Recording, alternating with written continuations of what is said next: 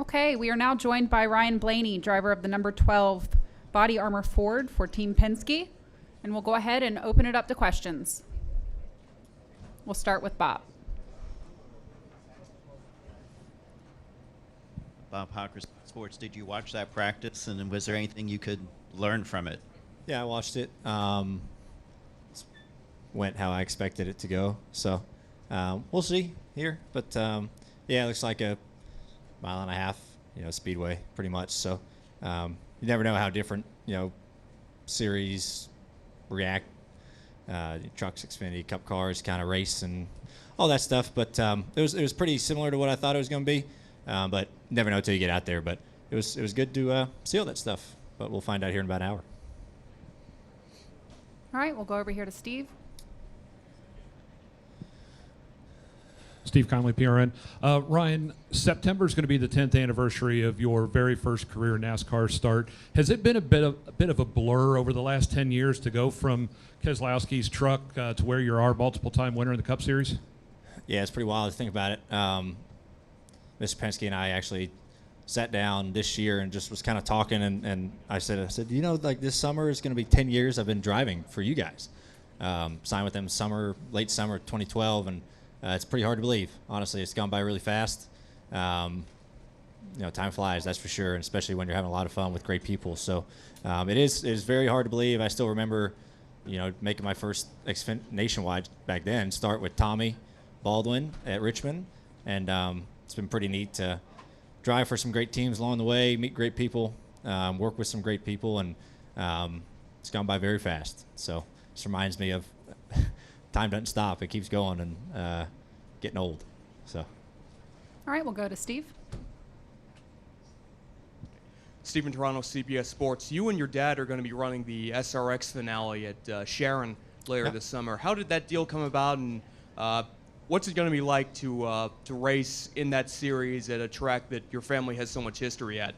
Yeah, it's going to be really special. I was excited when SRX came to me and Dad about wanting to have their season finale at Sharon. Sharon has been a huge part of our family for a long time. Dad part owns it. He's part owned it for a long time. He grew up 5 miles down the road from there. So that's a very special track for him. And my grandfather, raced there a lot. So it's going to be very, very neat. I'm hoping there's no weather implications to where it works out good to where I can get there and we can race and there's no issues on that. But, I've never really raced against Dad. That's maybe a less than a handful of times that, just kind of some one-off, dirt track events back years ago. So it'll be a lot of fun. Hopefully he doesn't whip me too bad. I got a feeling he's going to. But it'll be a lot of fun, and that's a good series. I think they do a good job, and I think it'll raise a lot of money for that speedway too. I think a lot of people are going to come out. The ticket sales already since we announced that has just been through the roof, and we have a long way to go too. So it's going to be good all around, and I'm looking forward to it. When's the last time you actually raced at Sharon, by the way? Last time I only raced there one time. I raced a limited sprint car there, but that was probably 2012. I mean, it's been 9-10 years, so it's been a long time. I go up there as much as I can and watch, but it's been a long time since I've been on the actual surface of that place. But so Dad's got a little bit of a leg up on me in experience, but yeah, it's been a long time. I'm looking forward to going back up there and racing. Thank you. All right, we'll go to Lee and then Mike.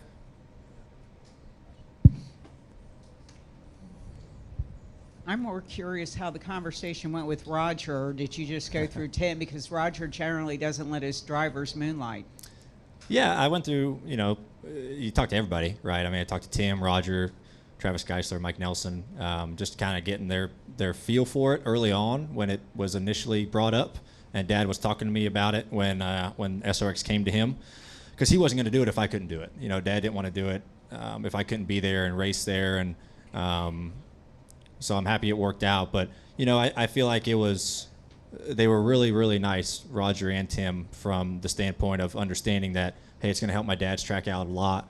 A lot of, eyes are going to be watching it. It's going to make the track, hopefully some money and help them out. So I don't know if it would have been possible if it was at any other track. But I think just the family ties, they understood that, and they understood how much it meant to me to want to do it and race against Dad, because I don't know if I'll ever get that chance to do that. So they were really, really great from that aspect of understanding where I was coming from, and then wanting to do it. And it's going to be done right. It's those cars are safe. We're going to make sure they're safe. And Sharon, we're going to be running 70 miles an hour around there. It's going to be slick and slow, but it was really great how understanding they were of how bad I wanted to do it. And any chance Uncle Dale will be racing too? I don't know if he could fit in one of them things. He's a little bit too big, but I think that was a conversation. Like, a couple people talked about that, like, oh, we just need Dale now to run, and I don't know if we'll make that happen, but you never know. He could make a guest appearance. That'd be really fun if we could race, because I have never raced against Dale before, but it'd be great to have my dad, Dale, and myself race. That would be really cool to have 3 Blaneys in that race, but I don't know if that'll happen. Maybe, but we'll see. All right, we'll go to Mike. Mike Embry, Auto Week. Ryan, what's your comfort level in this car now compared to what you anticipated it might be at the start of the year till now? Yeah, I feel like everyone's still getting comfortable, right? And everyone was really still kind of, there's always things you can learn, and no matter what car it is, for how long you've driven a certain race car. But I feel like my comfort level is pretty decent now. You're still learning things every single week, but going to 3 very different tracks on the West Coast, you kind of understood what the cars liked, what they wanted, what they didn't want, what you could or couldn't do in them. So that was a big help, having those 3 races out there and different tracks. And you're still learning. You're still learning on what changes do what and how much to change. And raceability of those things. What can you do behind a car or in traffic that is you couldn't do or could do in the other car that maybe you can or can't do in this car. So everyone's getting pretty comfortable, but I feel like I've taken a pretty good liking to it, and they drive and they race really well. So that's been nice. And you're never going to be fully comfortable, but you just try to get a little bit more comfortable than everybody else quicker. So. All right, we'll go to Peter.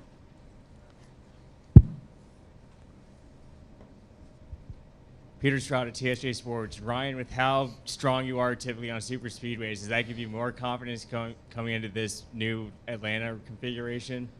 It's kind of hard to tell. Yeah, we've run really well at speedways. Our Daytona cars are really fast, so you're not sure how it's going to carry over and to here. So you just kind of got to figure it out and see where you stack up when you get on the track. You can expect all these things and try to plan out all this stuff, but until you're actually out there running and seeing what the track gives you and what your car will give you, you don't know. But I have confidence every single week in our race cars, no matter what type of track it is, because I know Penske builds great race cars, and we've been doing that this year, and I have no doubt in my mind that we've brought the best that we can bring this weekend too. So it is more like a speedway race than we've ever seen here. Be like the first 1.5 mile super speedway race, really. So you hope those things carry over from what you do well at Daytona and Talladega. But I think at the same time it'll be a little bit different than those tracks. But like I said, it's just kind of hard to tell. But the confidence level is there, just because you believe in your team and believe you bring something good. All right, any final questions? We'll go back to Bob. Ryan, your pit crew had kind of a rough day, or at least rough start on pit road last week, and then had a good stop, I want to say, at the end. But I'm curious, do you talk to them at all after a weekend like that, or do you just kind of let the pit crew department handle that type of thing? Yeah, we talk through all that stuff. We have meetings every single week about everything, from car side to pit road to everything. So, and you just go over all the things that you want to get better at. It's the same with the driver. I go over things that I want to get better at and need to work on, and it goes the same with the pit crew. So, they're doing their best, and they've had a little bit of a rough patch, but I believe 100% in those guys. They're going to figure it out.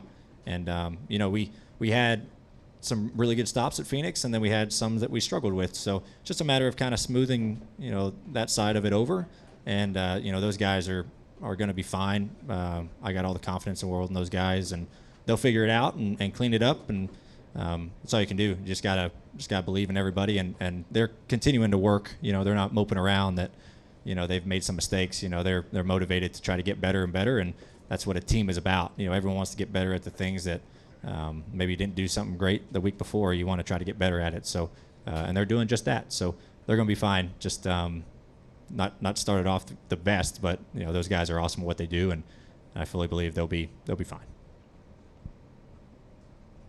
All right. Oh, and we'll finish up with Reed. Reed Spencer with the NASCAR Wire. Looking ahead to Bristol, how much difference do you think it's going to make running the dirt race at night? Yeah, I think it'll make a pretty big difference.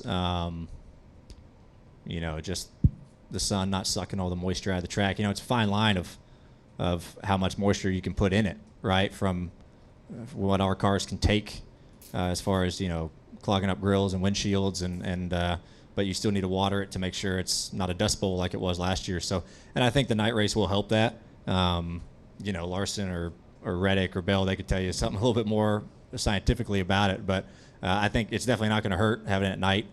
That progressive banking, I think, will be pretty decent. Maybe try to get us to move around off the bottom. But I think the night race is something that all the drivers initially said right away is what we needed it to change to make the track and racing better. And I think that's definitely going to help. So.